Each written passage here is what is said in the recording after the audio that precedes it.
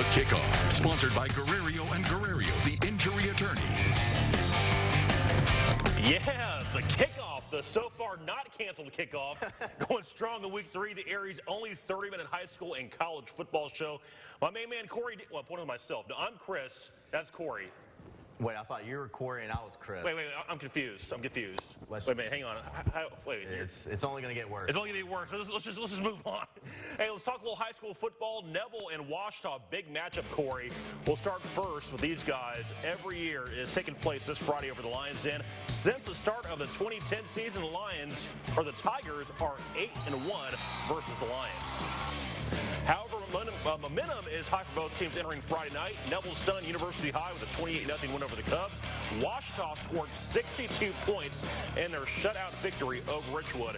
Neville features a dangerous defense. The Lions have a few weapons on offense, and running back Xavier Lewis and quarterback Zach Shaw.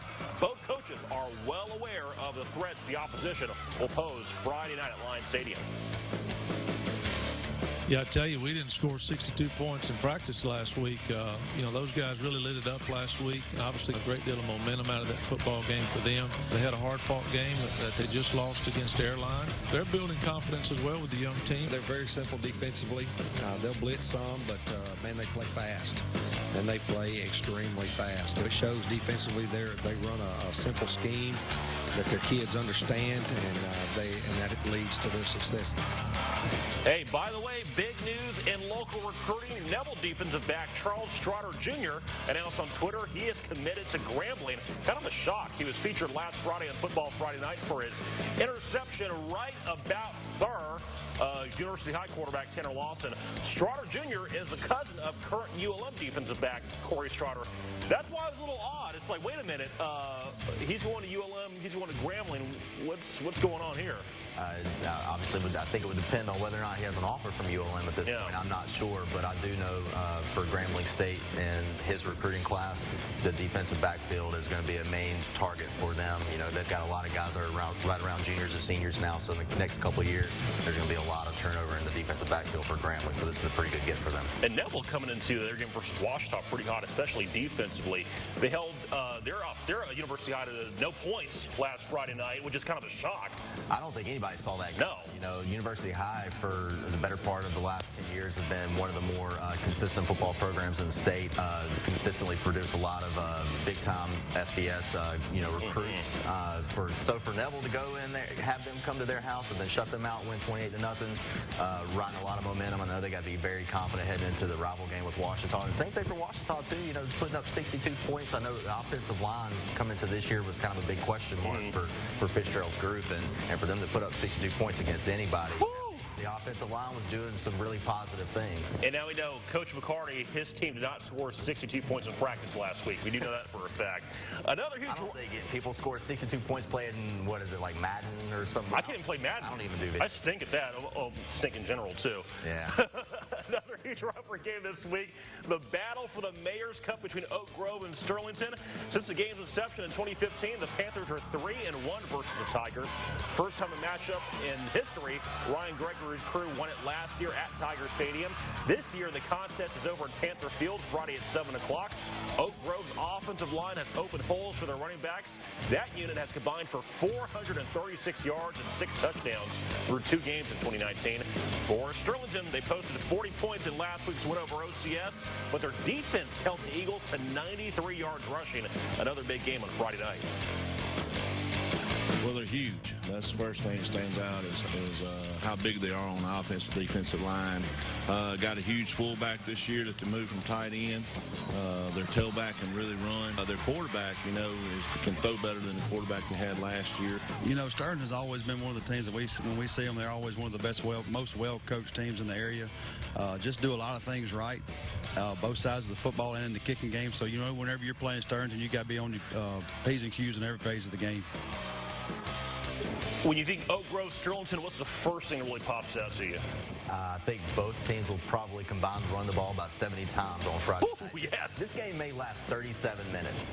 All 4 quarters. I mean, that's how long it probably would take. Because, I mean, when you look at it, you know, Dallas Rager last week against OCS had an incredible performance. He was obviously the MVP for that game for Sterlington. And obviously, when you think of Oak Grove, you think of that option attack. You know, Otis Moore is a guy that, you know, had a very good game last year down in the Superdome in the state championship game. So I think Ryan Gregory is going to lean on that guy as well as Sullivan at quarterback too.